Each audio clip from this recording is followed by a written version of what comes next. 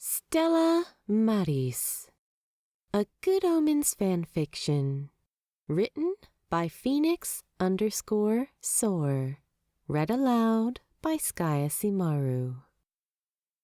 If you enjoy this podfic, you can check out the original story on Archive of Our Own. If you would like to hear more of my recordings or see some of my own work, you can find me through the pen and screen name of SkyAsimaru. Stella Maris. Summary. Crowley remembers every star he's ever made. It's the one thing the fall didn't take away from him. So when someone starts messing about with star stuff in the northern sky one night, Crowley is right miffed and flies up there to investigate. Written for Bright Star, a Good Omens Astronomy Zine.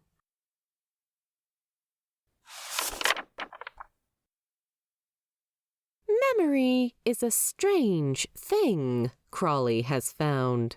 He remembers the sound of her voice, but not the name she gave him. He remembers the agony of falling, but not the fall itself.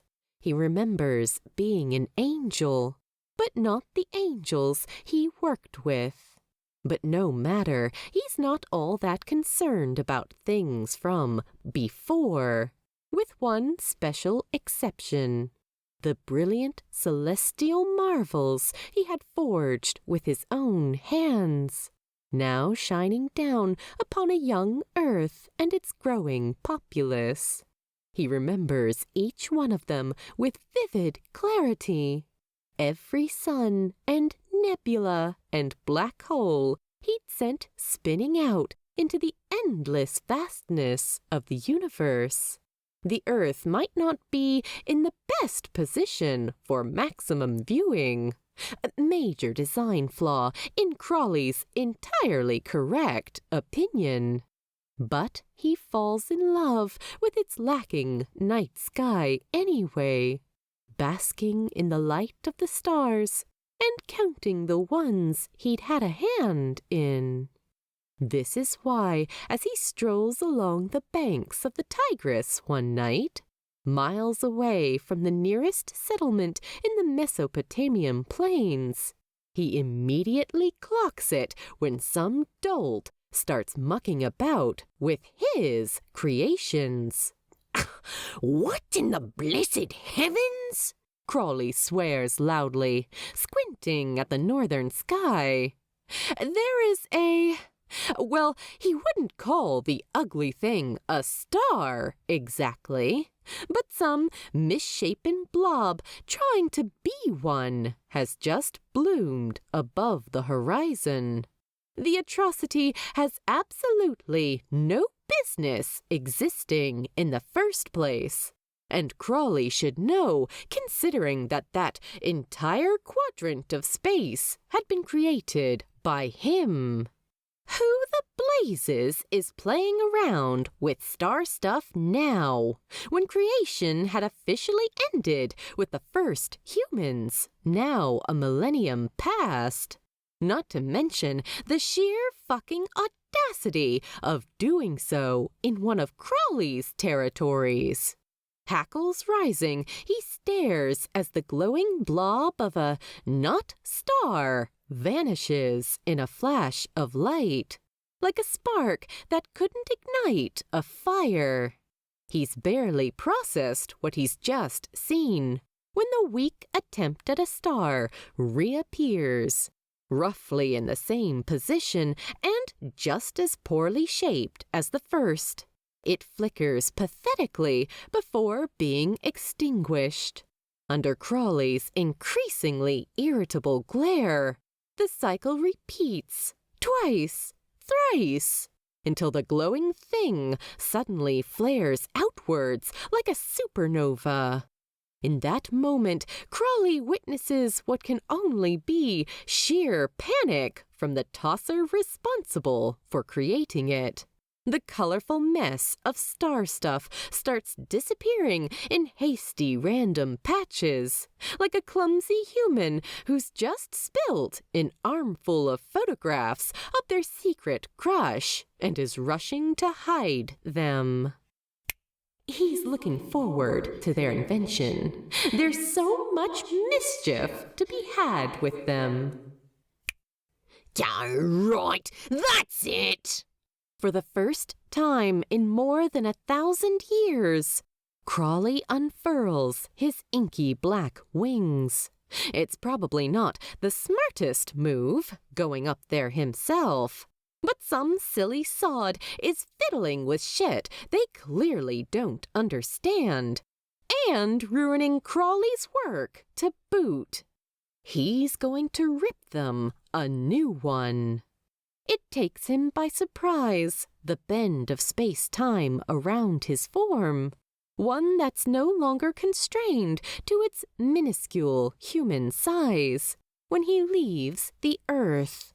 He'd almost forgotten what it's like, the way celestial bodies contort past his peripheral vision as he transports himself across distances humans can't yet conceive of, propelled by an ancient Empyrean power that not even the fall has extinguished from demons. The last bits of the supernova spill disappear right when Crowley materializes at his destination. He does so with an entirely unnecessary burst of hellfire to announce his presence, flames dramatically silhouetting his huge wings from behind. Let whoever is here know exactly who they're messing with. Oh, goodness me! The hellfire fizzles away, and Crowley gapes at a familiar pair of blue eyes and white blonde curls. You! He exclaims. Me? Gasps the angel. Aziraphale. You! What are you doing here? They both shout at the same time.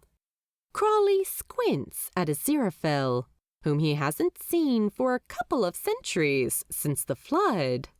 He takes in the angel's simple, long tunic, cinched at the waist with a bit of leather, and the brilliant white wings. Could use a bit of grooming, those, framing Aziraphale's plump figure. And, most importantly, are those my space designs? What? No! Cries Aziraphale, fumbling to hide the heavy scroll clutched in his hands. He stuffs it behind his back, but it promptly unrolls. A long stretch of celestial parchment, unwinding to dangle its frayed end comically below his feet. Oh, bother! He grumbles, now scrambling to roll it back up. Crowley watches on, nonplussed. When what he's seeing finally clicks, he can't help grinning broadly. Aziraphale, he drawls, floating closer to the flustered angel. Are you out here stealing old universe-making manuals? From heaven? Angels don't steal. Aziraphale glares at him, cheeks flushed. Crowley raises a pointed eyebrow at the scroll. So upstairs is just, what, giving those away now, are they? No, they're not giving away. But you got it from them? Well, yes. And they know you took it? No, but... So you stole it? Crowley smirks, folding his arms triumphantly. I'm borrowing it, Aziraphale says hotly, drawing himself up. Sure, Crowley sniggers. They couldn't lock up those blueprints fast enough after making Earth, but I'm sure they'd let you off for just borrowing a few. I have every intention of returning this, Aziraphale says with a huff. I merely need it to, wait. He peers at Crawly, his blue eyes so bright they fit right in with the twinkling stars around them. How do you know all this? Crawly blinks, distracted from the angel's sparkling gaze. Oh, what? This! Aziraphale flaps the creation scroll at him. How do you know what this is? And that the manuals are locked away? I mean, gosh, how did you even know to find me here? Okay, that is, well, the first half of that strikes a nerve Crawly didn't even know he had. If there's anyone who has any business knowing what this is, it's fucking him, isn't it? Gritting his teeth, he makes a show of rolling his eyes and deflects. If pigs could fly, even they'd be able to find you here. What with the absolute racket you are making? A bloody supernova? Seriously? Aziraphale's round cheeks grow even redder. It's rather delightful to watch. I wasn't trying to make a supernova. I just wanted to... Oh. He breaks off with a soft gasp when Crawly slides behind him with a quick flap of his wings. To what? Crawly peers at the scroll over the angel's shoulder. He blinks in surprise. He can see for certain now that the scroll is one of his making. But the design isn't for anything particularly impressive, like, say, a nebula, but rather a star? You went to all that trouble of burglarizing their archives just to nick a star manual? When the angel says nothing, clearly embarrassed, Crawly nudges his shoulder. Hey, come on. If you want to play at creating, you should go big or play, snaps Aziraphale, spinning to face him. Crawly starts both at the reaction and the sudden proximity of their faces. Do you think I'm playing here? That I'd steal this for a lark?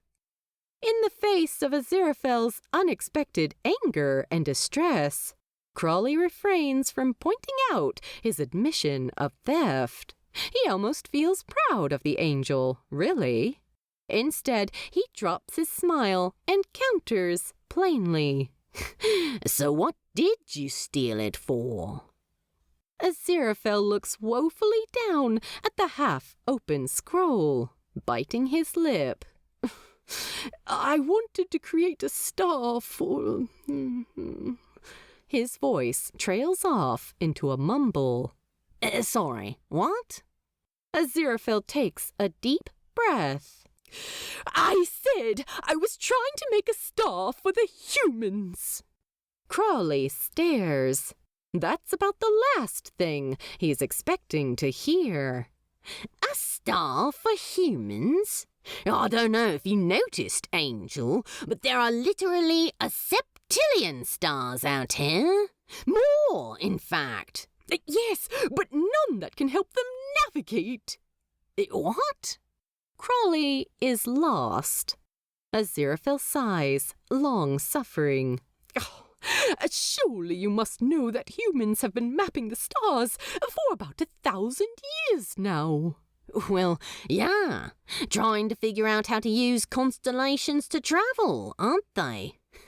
Clever buggers. He can't help but add, hoping the angel doesn't recognize the fondness he can hear in his own voice.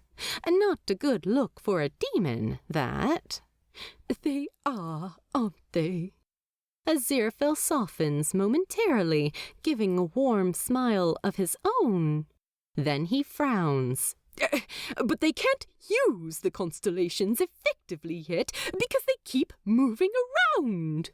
Well, technically, it's the Earth moving. I know! Aziraphale flaps the scroll at Crawly again.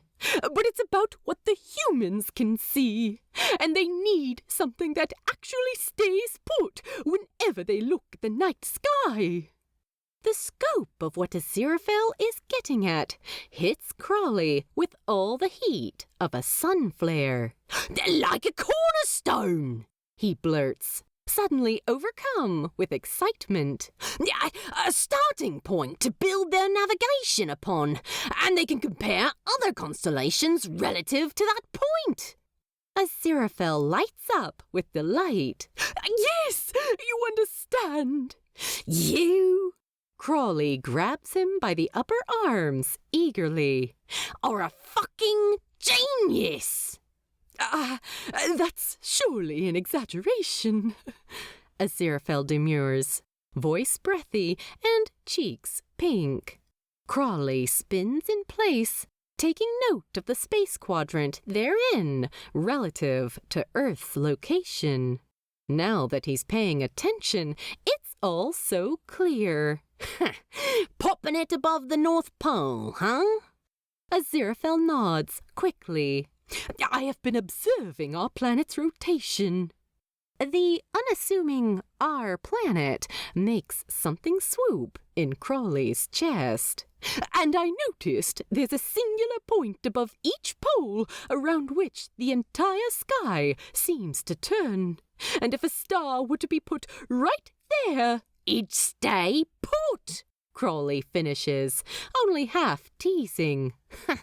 Like I said, fucking genius.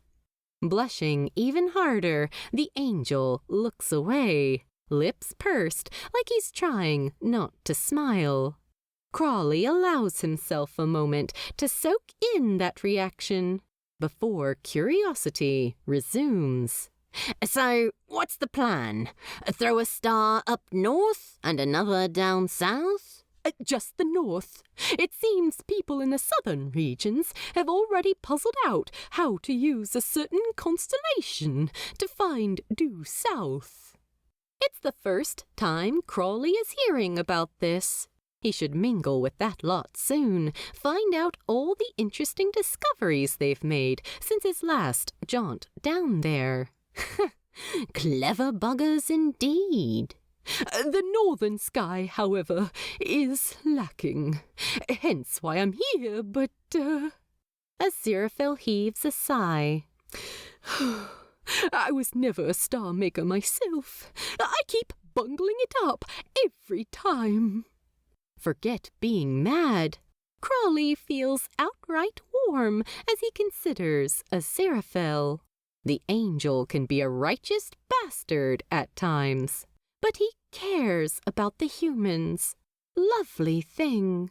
Unlike his bosses. Cough, flood, cough.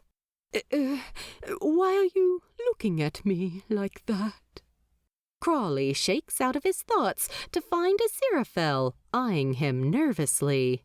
Shit, what kind of soppy, not very demonish expression has he been wearing? He hastily turns back to Earth. That explains the supernova. The star collapsed, yeah? Yes, Aziraphale says with a sulky pout. Lucky you didn't end up with a black hole, Crawly snickers. And I suppose you can do better?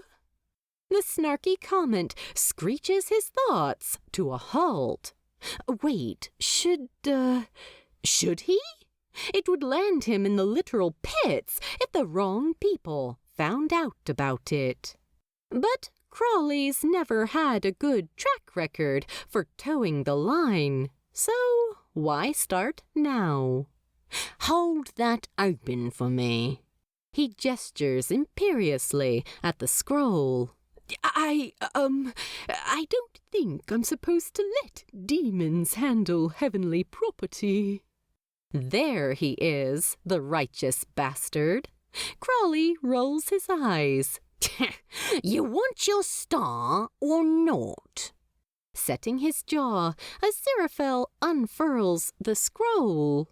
Crawly places his palm over the blueprint. Just like the interstellar flight, the feel of celestial parchment on his skin takes him by surprise. That strange feeling of regaining a near-forgotten familiarity. It unleashes a flood of memories, as vivid as if he'd spun his last star only yesterday. Crowley barely has to think. He may be an infernal thing now, but his origin is still of angelic stock. And he, above all, had been a star-maker. Those dormant Empyrean powers rise within him like a wave of solar winds, bringing bygone songs of Enochian to his tongue. The energy courses through his very essence, pouring outwards to form a vast nebulous mist. Let there be light. The shapeless cloud swirls into a thunderous whirlpool, coagulating to form a ball of burning gas, fiery and shining. The star's light blazes outward with all the hungry passion every newborn sun has, eager to cast its glow out into the universe.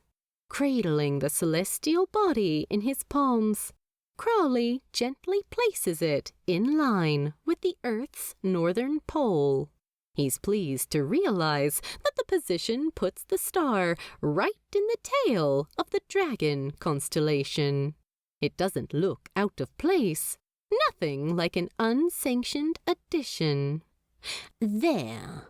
He dusts off the star stuff on his hands. Is that to your satisfaction? Eyes huge, Aziraphale gapes from the beautiful star, shining cozily in its new serpentine home to the demon. The angel licks his lips. It's the most peculiar thing, but I could have sworn I've witnessed this before. What, star creation? Common occurrence back in the day, wasn't it? Aziraphale shakes his head slowly. I was never involved, yet it feels like a memory, like I'd watched someone create before. All Crowley can do is shrug.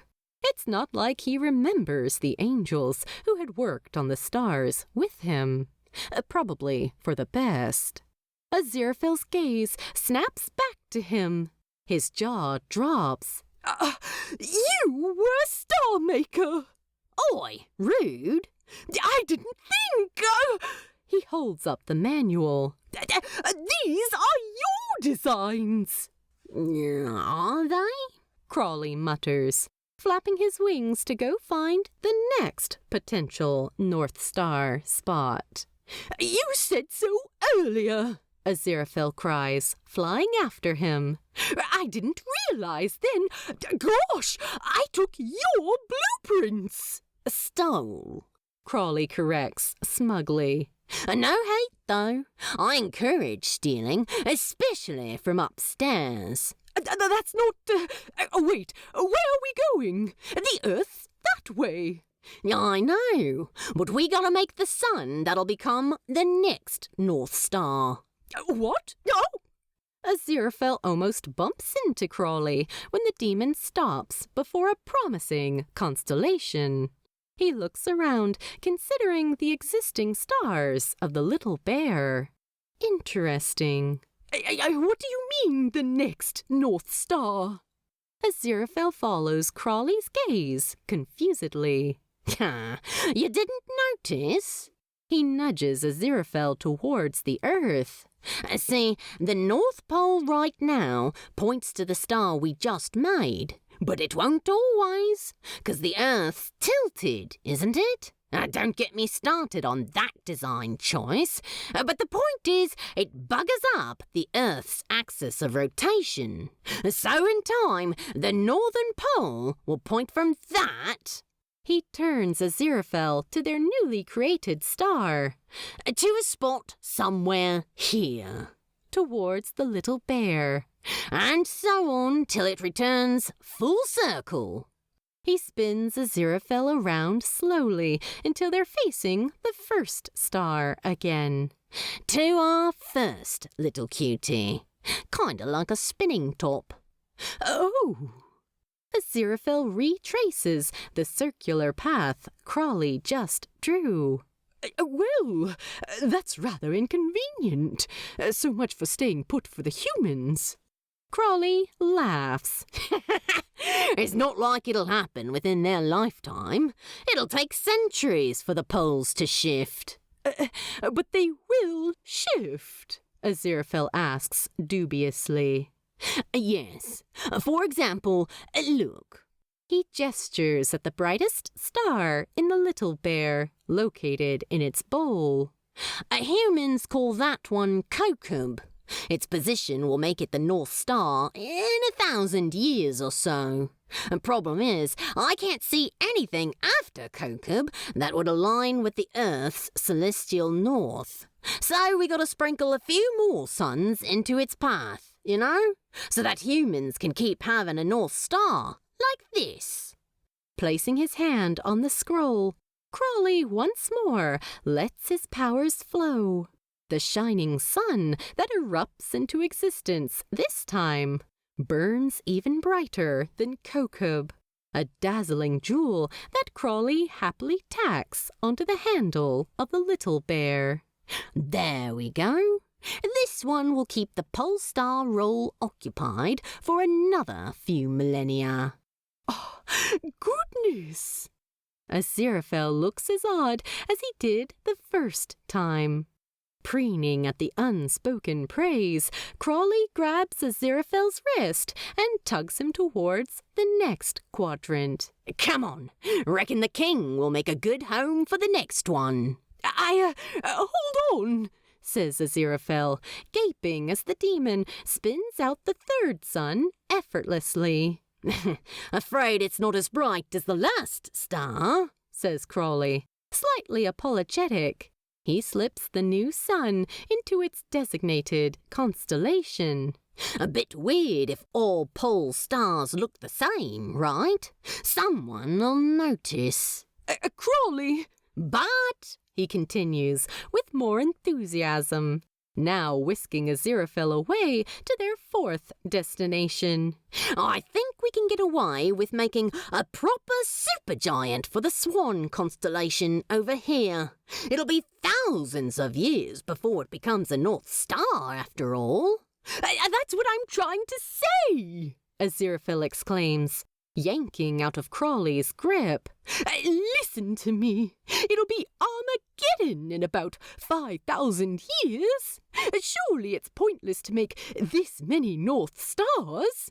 Humans won't even be around to need one by then. It's like he has been plunged headlong into an icy ocean, or a volcano of boiling sulfur. Bitterness curdles in Crowley's gut as he half recalls an age-old conversation with someone whose face he can no longer picture, telling him about the Earth's pre-planned lifespan. Far, far too short for humans to even begin to appreciate the ageless beauty of his stars. He'd asked questions because of it. Look where that got him. Oh, fuck that, says Crowley sharply, and Aziraphale gasps in shock. So what if the Earth's got a time limit? None of the things out here. He throws his arms out to indicate the unfathomable ocean of celestial wonders around them. Were designed with some stupid 6,000-year deadline. Crowley! Look around, Angel. Everything you see, they're meant to last eons. Yes, but... So why shouldn't the role of the North Star last as long? Especially when there's no need for Armageddon. Crowley doesn't add. Things didn't end well for him last time he did. Aziraphale falls silent, a twist of thoughtfulness coloring his agitation. Besides, Crowley presses his advantage. If we're gonna make a bunch of illicit stars from stolen designs, might as well commit entirely to the bit, no? The angel deflates, then, giving a nod. I suppose there's no real harm in completing the North Star circuit, regardless of humanity's continued existence. Crowley intends to make sure of that, but that's another inside thought. So he just smiles brightly and claps Aziraphale on the shoulder. That's the spirit! He proceeds to swiftly build the promised supergiant for the swan before Aziraphale can voice any second thoughts. And then, mostly out of spite, he creates an even bigger star for the Lyre constellation, one that will wait a ridiculous number of millennia before the Earth's North Pole aims in its direction. It will be the brightest pole star the Earth gets. Humans will live to see it happen, too, if Crowley has any say in it. That ought to do it, he murmurs, planting his hands on his hips. He's tempted to create several more to bridge some of the time gaps between the pole stars. But that sort of uniformity in creation is bound to make someone catch on to their illegal star-making game. Best not risk it. Aziraphale, who has been quiet during his last creations, finally speaks. They are stunning, Crowley. Truly. It's obvious he still has doubts about what they just did. But the earnestness in his praise is sincere. It threatens to bring out a genuine smile from Crowley. Like riding a bike, isn't it? Do it once and you can do it forever. With a hum, Aziraphale turns in a slow circle to admire the handful of new stars Crowley has put in the cosmos. He ends by facing the demon. Crowley, He smiles softly, cheeks dusted pink. Thank you for helping with this endeavor. It's a great service to humans. Do not! Wrinkling his nose, the demon swats at the gratitude like it's a mosquito. I just wanted to piss off upstairs by making illegal new shit. Of course. Aziraphale's sparkling blue eyes really are perfect against the glittering backdrop behind him. Suddenly, Crowley can't bear to keep looking. Well, if we're done here, he says loudly, starting to flap his wings, I'm going back down there for a kip. All this star business really takes it out of you. I can imagine. Aziraphale chuckles, gliding along beside him. Let us head home. Home. Crowley keeps his eyes firmly on the distant speck of the Earth. Want to bet how long it'll take the humans to clock their new North Star? Your attempt at tempting me to gamble shan't work, you fiend. Aziraphale sniffs, but he's smiling. It doesn't take all that long, as it turns out, and Crowley and Aziraphale will exchange secret smiles as they watch the humans set sail on their ships, guided for the first time and forevermore by the light of the Star of the Sea.